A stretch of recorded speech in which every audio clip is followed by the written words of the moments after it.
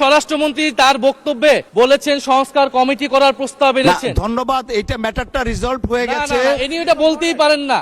মাননীয় বিরোধী দলীয় নেতা উনি মুলতবি প্রস্তাব পেশ করেছেন, সেই অনুযায়ী আপনার রুলিংও হয়েছে।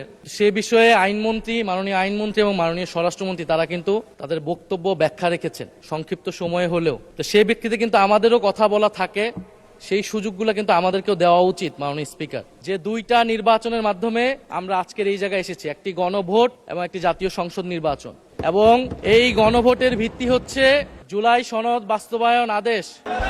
আপনি বলেন মাননীয় সদস্য, আপনি বসুন দয়া করে, বসুন দয়া করে।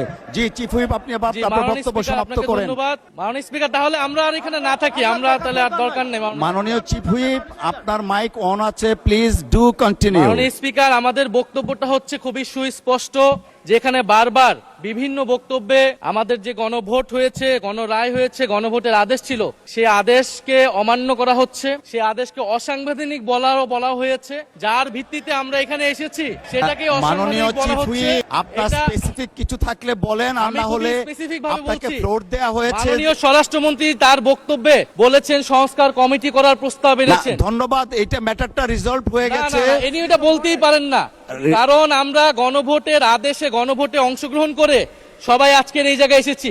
আমরা সংবিধান সংশোধনের জন্য এখানে আসি নাই, সংবিধান সংস্কারের জন্য আমরা এসেছি। ধন্যবাদ মাননীয় চিফ হুইপ। এবং মাননীয় সংসদ সদস্য জনাব হান্নান মাসুদ, আপনি আপনার অসমাপ্ত বক্তব্য সমাপ্ত শুরু করুন। নিয়ে আসতে বলেছেন, সেটার জন্য আমাদের সংবিধান। ধন্যবাদ, ধন্যবাদ মাননীয় চিফ হুইপ।